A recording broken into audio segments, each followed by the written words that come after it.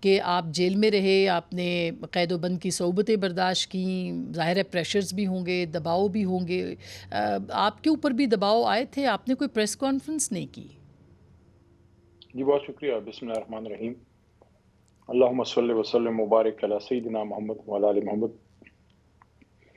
دیکھیں جیل کا ایک پریشر آپ پہ ہوتا ہے کیونکہ جیل کوئی آسان جگہ تو نہیں ہے، لیکن اگر اللہ کی مدد شامل حال ہو تو پھر ایسی مشکل بھی نہیں ہے کہ ظاہر ہے وہاں گھر جیسی سہولت تو نہیں ہوتی، تکلیف ہوتی ہے آپ کو. اب بیٹھ کے اب جیل کی صعوبتیں اس پہ ڈسکشن کرنا شروع کر دیں وہ میرے خیال میں زیب نہیں دیتا. بس اتنا کہنا کافی ہے کہ جیل ہے، ایوری بڈی نوز جو وہاں گئے ہیں کہ وہاں کیا حالات ہوتے ہیں.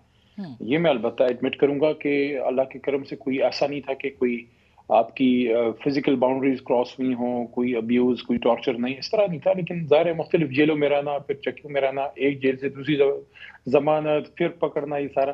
اور اس دوران کچھ ہمدرد ٹائپ آپ کے جو دوست ہوتے ہیں جن کو آپ پہلے سے بھی جانتے ہیں، اس طرح کے کوئی ہمدرد آ کے کبھی تھانے میں مل لیے، کبھی ادھر، تو وہ ایک سجیشن دے دیتے ہیں کہ جناب یہ دیکھیں سارا کچھ ہو گیا.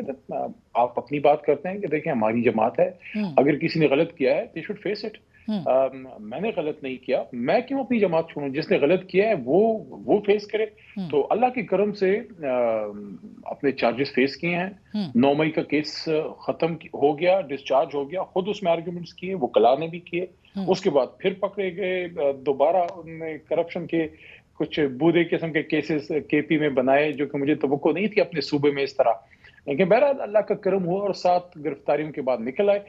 یہ پہلے دن سے میری رائے ہے اور میں سمجھتا ہوں کہ کنسیڈرڈ اوپینین ہے میرا، میں نے دیا بھی ہے کور کمیٹی میں فرام ڈے 1 جب میں نکلا کہ جس پہ چارجز ہیں اگر وہ فیس کریں گے عدالت میں، آپ فیس کریں، جیل آپ چلے جائیں تو at the end of the day اگر آپ نے کچھ نہیں کیا آپ نکل آتے ہیں، اس میں آپ کو ایک کور کانسٹیٹیوشنل عدالت کا جو ہے وہ مل جاتا ہے.